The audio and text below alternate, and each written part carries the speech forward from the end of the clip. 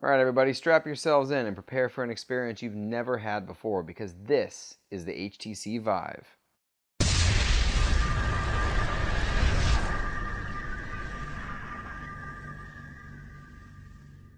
Hey everybody, it's Nick from Android Headlines. So you may be wondering why we're covering VR the way we have been since IFA last year.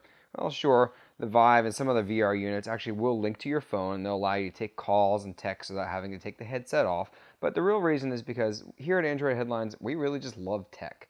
And this truly is the next big thing in tech. Virtual reality, as we've known it, has largely been gimmicky in a way that really doesn't hold many people's interest for long.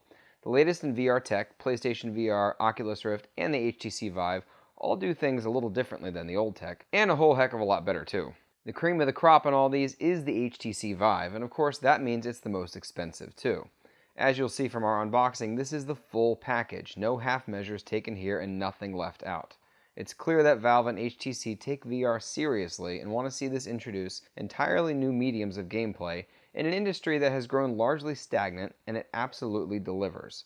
Unlike the PSVR or Oculus Rift, which mostly rely on you sitting on a couch and waving your arms, the Vive actually maps out the space in a room, up to a 16-foot diagonal, and allows you to move freely and actually interact with the virtual space within. This includes not just horizontal movement or vertical movement, it actually includes being able to virtually climb under objects and get up close to things and just do things that you didn't really think you could do in a video game. This is a complete paradigm shift in gaming, not just a new window to view the same old games through, and I think that's the absolute most important thing to draw from the Vive in the end.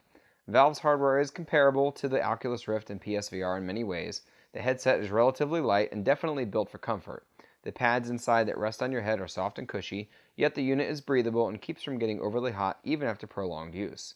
The lenses are able to move apart a full 10 millimeters, which helps most people see the virtual world in the best light. There's even space in here for people with glasses, and we've actually had 2 people here in-house with glasses use the unit, and we're absolutely blown away with the results.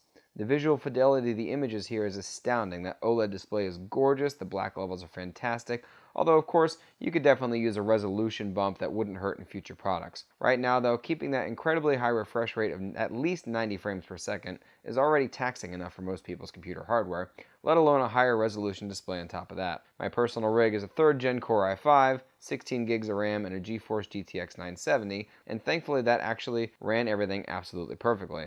And it's been an incredibly carefree experience too, much like how you would assume a console game would be. These games are actually made a lot more like console games in the sense that you don't have the usual PC Master Race type of things to tweak all over the place. You don't have the crazy graphical settings that you got to worry about. You pretty much just launch the game, you're there, and you really tend to forget about everything else going on. So far, the Steam store has well over 100 games at launch, which is an astounding number for any platform launch, and the number of games both worth playing for the gameplay and story are equally amazing. There's also plenty of tech demos, if you will, that revolve mostly around some sort of gimmick that relies on you interacting with the VR world. Even still, these don't actually look or feel like gimmicks once you're inside the game, and they feel like incredibly fresh, new experiences that play to all the senses you've completely taken for granted. We forget just how much our brain relies on sight, sound, and touch until you really experience these integral senses in a whole new way, and the Vive has absolutely mastered the base experience to achieve that goal. Stay tuned for plenty of Vive coverage and videos over the next couple of weeks as we bring you our full review. And of course, don't forget to check us out on Google+, Facebook, Twitter, Instagram, wherever you're at, we're at. Thanks for watching. Until next time.